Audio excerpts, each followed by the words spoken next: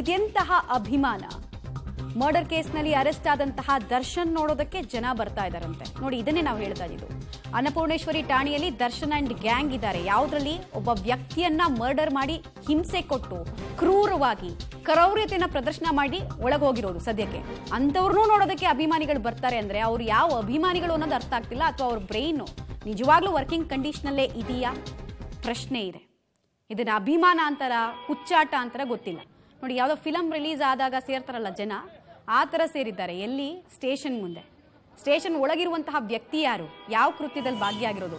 ಯಾರ ಮೇಲೋ ಹಲ್ಲೆ ಬೈದು ಅಲ್ಲ, ಒಬ್ಬ ವ್ಯಕ್ತಿಯನ್ನ ಮುಗಿಸಿ ಕೊಲೆ ಮಾಡಿ ಕೊಂದು ಹಾಕಿ ಚಿತ್ರ ಹಿಂಸೆ ಕೊಟ್ಟು ಕೊಂದು ಮುಗಿಸಿರುವಂತಹ ಆರೋಪ ವ್ಯಕ್ತಿಗಳ ಮೇಲಿರೋದು. ಅವರನ್ನು ನೋಡೋದಕ್ಕೆ ಅಂತ ಬರ್ತಾರೆ ಅಂದ್ರೆ ಇವರು ಬ್ರೈನ್ ಡೆಡ್ ವ್ಯಕ್ತಿಗಳ ಮೆದುಳು ಕೆಲಸ ಮಾಡ್ತಾ ಇಲ್ವಾ ಇವ್ರಿಗೆ ಅಂತ ನಾವು ಕೇಳಬೇಕಾಗತ್ತೆ. ನೋಡ್ತಾ ಇದ್ದೀರಾ ಯಾವ ಪ್ರಮಾಣದಲ್ಲಿ ಸೇರಿದ್ದಾರೆ ಅಲ್ಲಿ ಜನ ಅಂತ. ಇನ್ವೆಸ್ಟಿಗೇಷನ್ ಮಾಡಬೇಕಾ ಪೊಲೀಸರು, ಅಥವಾ ಇಂಥ ಹುಚ್ಚರನ್ನ ಓಡಿಸೋ ಕೆಲಸ ಮಾಡಬೇಕಾ?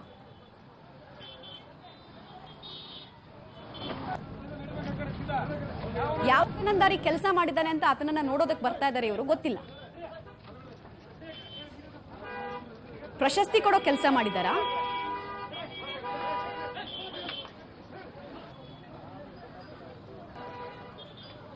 ದೃಶ್ಯಾವಳಿಗಳನ್ನ ನೋಡ್ತಾ ಇದ್ದೀರಾ ನೀವು. ಪೊಲೀಸರು ಅಭಿಮಾನಿಗಳನ್ನ ಚದುರಿಸೋ ಕೆಲಸ. ಅಭಿಮಾನಿಗಳಲ್ಲ ಇವರು, ಅಂಧಾಭಿಮಾನಿಗಳು. ಕಿವಿ ಕಣ್ಣು ಏನಾದ್ರೂ working condition, brain working condition ಇದೆಯಾ ಅನ್ನೋದು ಪ್ರಶ್ನೆ. ನೋಡಿ, ಪೊಲೀಸರು ಅಟ್ಟಾಡಿಸ್ತಾ ಇದ್ದಾರೆ.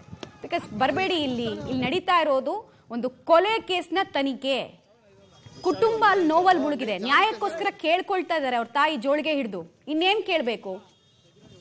ದರ್ಶನ್ ಅಂಧಾಭಿಮಾನಿಗಳಿಗೆ ಪೊಲೀಸರು ಲಾಠಿ ರುಚಿಯ ಮೂಲಕನೇ ಹೇಳ್ತಾ ಇದ್ದಾರೆ. ಬಿಕಾಸ್ ಪೊಲೀಸರು ಭಾಷೆನಲ್ಲೇ ಹೇಳಬೇಕು, ಅಂದ್ರೂ ಅರ್ಥ ಆಗ್ತಿಲ್ಲ ಕೆಲವ್ರಿಗೆ. ಏಟ್ ತಿನ್ಕೊಂಡು ಬರ್ತಾರಲ್ಲಿ. ಡೀಟೇಲ್ಸ್ ಕೊಡ್ತಾರೆ ಉಮೇಶ್. ಒಳಗಿರುವಂತಹ ವ್ಯಕ್ತಿ ಕೊಲೆ ಕೇಸ್ನ ಆರೋಪಿ ಅನ್ನೋದು ಇವ್ರ ಮೆದುಳಿಗೆ ಹೋಗ್ತಾ ಇದೀವಾ, ಮೆದುಳು ವರ್ಕ್ ಆಗ್ತಾ ಇಲ್ವಾ ಇಲ್ಲಿ ಅಂಧಾಭಿಮಾನಿಗಳಿಗೆ ಅನ್ನೋದು ಪ್ರಶ್ನೆ. ಇದನ್ನ ಅಭಿಮಾನ ಅಂತ ಹೇಳಲ್ಲ, ಹುಚ್ಚಾಟ, ಅತಿರೇಕತನ ಅಂತ ಕರೀತಾರೆ. ಖಂಡಿತವಾಗ್ಲೂ ಮಮತಾ, ಇಲ್ಲಿ ನಿನ್ನೆ ಮಧ್ಯಾಹ್ನದಿಂದಲೂ ಕೂಡ ಅನ್ನಪೂರ್ಣೇಶ್ವರಿ ನಗರ ಪೊಲೀಸ್ ಠಾಣಾ ಮುಂಭಾಗದಲ್ಲಿ ದರ್ಶನ್ ಅಭಿಮಾನಿಗಳು ಸುಮಾರು 300-400 ಸಂಖ್ಯೆಯಲ್ಲಿ ಬಂದು ನಿನ್ನೆ ಮಧ್ಯಾಹ್ನದಲ್ಲೂ ಕೂಡ ರಾತ್ರಿ 11 ಗಂಟೆ ತನಕ ಕೂಡ ಸ್ಟೇಷನ್ ಮುಂಭಾಗದಲ್ಲೇ ಇರ್ತಿದ್ರು. ಇವತ್ತು ಕೂಡ ಬೆಳಗಿನ ಜಾವದಿಂದಲೇ ಕೂಡ ಸುಮಾರು 200ಕ್ಕೂ ಹೆಚ್ಚು ಜನ ಅಭಿಮಾನಿಗಳು ಸ್ಟೇಷನ್ ಮುಂಭಾಗದಲ್ಲೇ ಕಾದು ನಿಂತಿರುವಂತದ್ದು. ಅವರಿಗೆ ಯಾವ ಪ್ರಕರಣದಲ್ಲಿ ತಮ್ಮ ಈ ಪೊಲೀಸ್ ಠಾಣೆಯಲ್ಲಿ ಅರೆಸ್ಟ್ ಆಗಿದೆ ಅನ್ನೋದ್ರ ಬಗ್ಗೆ ಕನಿಷ್ಠ ಜ್ಞಾನ ಕೂಡ ಇಲ್ಲ. ಅಷ್ಟೊಂದು ಜನ ಬಂದಿಲ್ಲಿ ನಿಂತಿರ್ತಾರೆ. ಇವತ್ತು ಕೂಡ ಸ್ಥಳಮಾಜನ ಪ್ರಕ್ರಿಯೆಗೆ ಈಗಾಗಲೇ ಸಿದ್ಧತೆ ಮಾಡ್ಕೊಂಡಿರುವಂತದ್ದು. ಇನ್ನೇನು ಕೆಲವೇ ಕ್ಷಣಗಳಲ್ಲಿ ಸ್ಥಳಮಾಜರಿಗೆ ಕರ್ಕೊಂಡು ಹೋಗ್ಬೇಕಾಗುತ್ತೆ. ಆದ್ರೂ ಕೂಡ ಮೀಡಿಯಾದವ್ರಿಗಿಂತ ಹೆಚ್ಚಾಗಿ ಅವರೇ ಬಂದು ಸೇರ್ಕೊಂಡಿದ್ರು. ಹಾಗಾಗಿ ಈಗಷ್ಟೇ ಪೊಲೀಸರು ಲಾಠಿ ಬೀಸಿ ಅವರನ್ನು ಎಲ್ಲರನ್ನೂ ಕೂಡ ಇಲ್ಲಿಂದ ದೂರ ಕಳಿಸಿರುವಂತದ್ದು. ಅದ್ರ ಜೊತೆಗೆ ಸಾಕಷ್ಟು ಅಕ್ಕಪಕ್ಕದ ಅಂಗಡಿ ಮುಗ್ಗಟ್ಟುಗಳು ಕೂಡ ಇಲ್ಲಿ ಸ್ಟೇಷನ್ ಮುಂಭಾಗಕ್ಕೆ ಬಂದಿದ್ರು. ಅಷ್ಟೊಂದು ಸಂಖ್ಯೆಯಲ್ಲಿ ಜನ ಇಲ್ಲಿ ಸೇರಿರುವಂತದ್ದು. ನಿನ್ನೆ ಮಧ್ಯಾಹ್ನ ಆ ಬಿಸಿಲಲ್ಲೂ ಕೂಡ ಇಲ್ಲೇ ಇರ್ತಿದ್ರು. ಮತ್ತೆ ಮಧ್ಯಾಹ್ನ ಹೊತ್ತು 3 ಗಂಟೆ ನಂತರದಲ್ಲಿ ಮಳೆ ಬರುತ್ತೆ.